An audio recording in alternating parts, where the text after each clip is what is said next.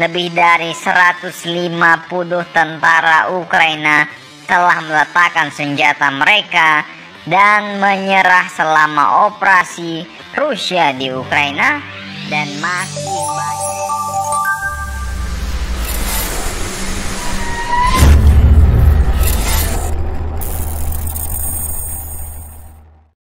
Halo sobat baku hantam, di tengah gempuran invasi skala besar-besaran Rusia, tampak dalam video sudah mulai banyak tentara Ukraina yang menyerahkan diri kepada pasukan Rusia.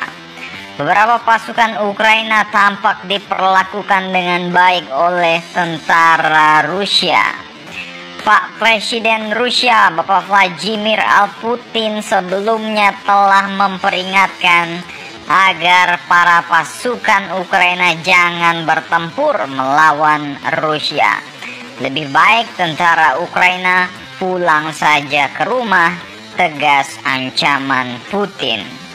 Melihat banyaknya pasukan Ukraina yang menyerah dan tertangkap ini menunjukkan mental pasukan Ukraina sudah banyak yang jatuh sebelum berperang. Tentara manapun pasti akan berpikir dua kali untuk melawan militer sekaliber Rusia, bos. Belum lagi gudang amunisi dan berbagai fasilitas militer Ukraina saat ini sebagian besar sudah dilumpuhkan dengan rudal-rudal presisi dari Rusia. Kementerian Pertahanan Rusia Igor Konaschenkov mengatakan pada hari Jumat kemarin lebih dari 150 tentara Ukraina telah meletakkan senjata mereka dan menyerah selama operasi Rusia di Ukraina, dan masih banyak lagi pasukan Ukraina yang ditangkap di kota-kota lainnya di timur Ukraina.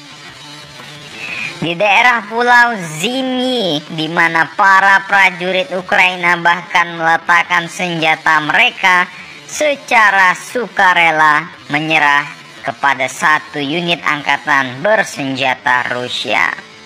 Para pasukan tersebut kemudian akan dikembalikan kepada keluarga mereka di Ukraina, dan ini tentu saja memalukan bagi pertahanan Ukraina.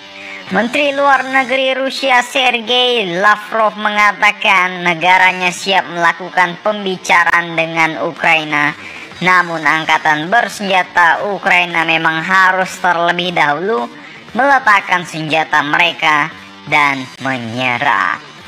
Jika dilihat dari serangan Rusia yang hanya menargetkan objek-objek vital militer dan tidak menembaki warga sipil secara brutal, sepertinya Rusia memang bertujuan tidak untuk menguasai seluruh Ukraina, melainkan hanya ingin pengakuan dua wilayah merdeka di Donetsk dan Luhansk.